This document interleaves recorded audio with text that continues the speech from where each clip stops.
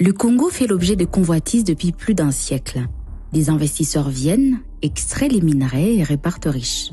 La population, elle, reste pauvre. En cause, la corruption qui prive les Congolais de l'argent nécessaire pour développer le pays.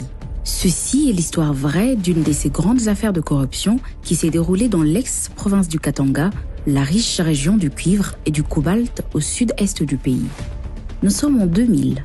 Le Congo est en guerre, ses caisses sont vides et le pays n'arrive plus à payer ses dépenses.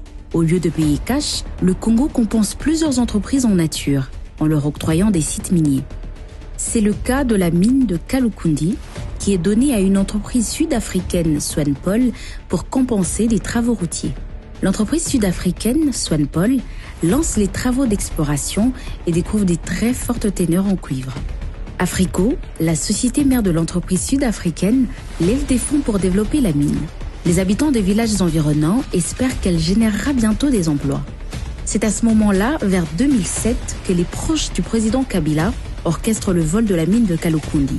Ils organisent un procès obscur au tribunal de Lubumbashi, au bout duquel le juge transfère la gestion de la mine de Kaloukondi à une société écran qui s'appelle Akam. Qui se cache derrière cette société opaque?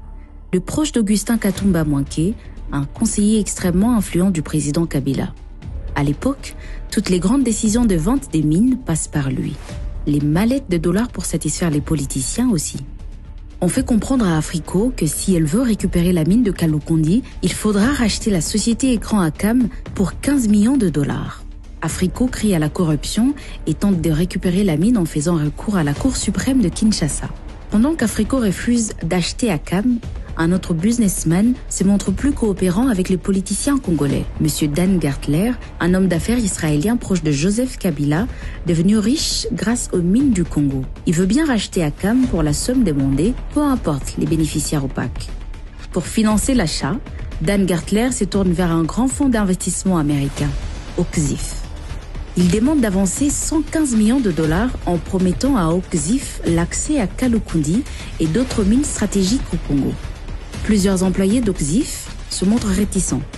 Ils trouvent le passé de M. Gertler trop controversé. Les avocats de la boîte sont catégoriques. La seule manière de faire affaire avec Gertler serait de savoir exactement comment il va utiliser l'argent qu'Oxif lui donne. Mais les directeurs d'Oxif n'écoutent pas ses conseils. Ils veulent à tout prix obtenir des mines au Congo. Ils acceptent de financer Dan Gertler et de lui donner la flexibilité de dépenser l'argent comme il le souhaite. Avec les 115 millions, Gertler va résoudre le conflit. 115 millions de dollars servent à racheter Akam auprès des proches de Katumba.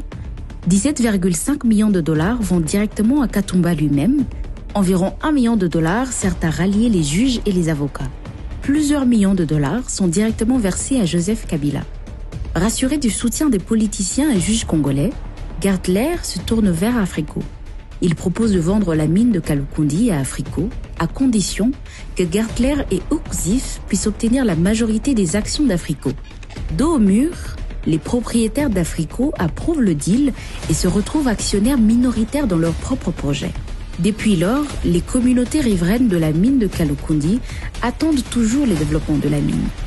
Des creuseurs artisanaux accèdent au site pour y ramasser de quoi survivre en attendant la relance de l'économie formelle. Près de 10 ans après le coup de Kaloukondi, une filiale de Oxif reconnaît devant la justice américaine que Dan Gertler l'a aidé à corrompre les politiciens congolais. Elle accepte de payer 417 millions de dollars en pénalité à la justice américaine et 136 millions de dollars aux anciens actionnaires d'Africo. Le Congo, lui, ne reçoit aucune compensation. Les politiciens et juges qui ont reçu des pots de vin n'ont pas été inquiétés jusque-là. Gertler, quant à lui, reste libre. Pendant plus de 10 ans, il continuera à acheter et revendre les mines comme celle de Kaloukondi. Fin 2017, les États-Unis le sanctionnent pour corruption. La justice britannique suspecte que ces pots de vin s'élèvent à plus de 360 millions de dollars. Dan Gertler nie toute pratique de corruption. À moins que le Congo agisse, il continuera à gagner plus de 100 millions de dollars par an jusqu'en 2040.